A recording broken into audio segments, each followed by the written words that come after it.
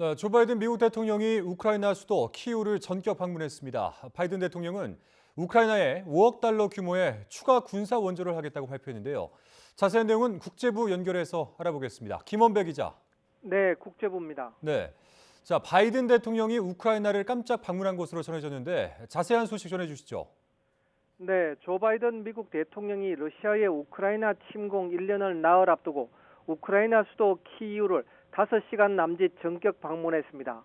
뉴욕타임스에 따르면 바이든 대통령은 폴란드까지 전용기로 이동한 뒤 기차로 키이우까지 10시간 동안 이동했습니다. 바이든 대통령은 키이우에 도착해 볼로디미르 젤렌스키 우크라이나 대통령과 회동한 자리에서 5억 달러, 우리 돈으로 약 6,500여억 원 규모의 추가 군사 원조 계획을 제시했습니다. 바이든 대통령은 포탄과 제블린 대전차 미사일, 곡사포 등 더 많은 군사 장비가 포함될 것이라고 말했습니다. 바이든 대통령은 전쟁이 발발하고 1년이 지났지만 키이우가 건재하고 우크라이나가 건재하며 민주주의도 건재하다며 미국은 언제까지고 계속 우크라이나 곁에 서 있을 것이라고 강조했습니다. 바이든 대통령의 말을 직접 들어보겠습니다. And you said that you didn't know when we'd be able to speak again. That dark night, 1 year ago, the world was literally at the time bracing for the fall of Kyiv. Seems like a lot longer ago than a year, but think back to that year. Perhaps even the end of Ukraine. You know, 1 year later, Kyiv stands, and Ukraine stands. Democracy stands. The Americans stand with you, and the world stands with you.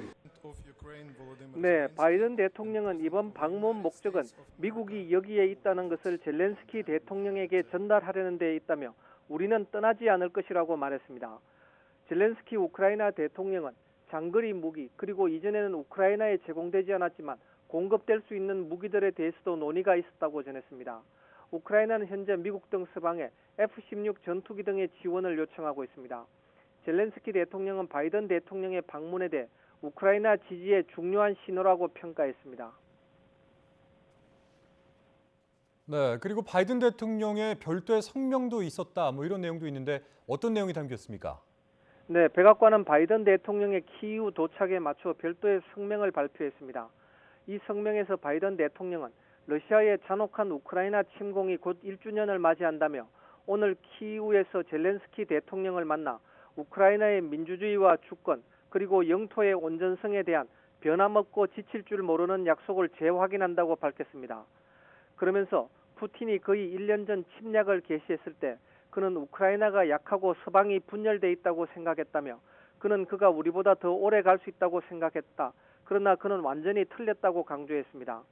바이든 대통령은 젤렌스키 대통령과 우크라이나 지원 방안에 대해 논의할 방침이라며 포탄, 대장갑 시스템, 방공 레이더 등을 포함해 우크라이나 국민을 공습에서 방어하기 위한 추가 장비 제공을 발표할 예정이라고 언급했습니다.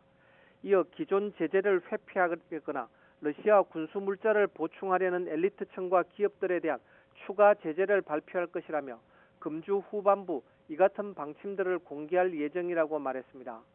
바이든 대통령은 지난 1년간 미국은 대서양부터 태평양까지 걸친 여러 나라들과 전례 없는 군사적, 경제적, 인도적 지원을 위한 연합 전선을 구축했다며 이 지원은 계속될 것이라고 말했습니다.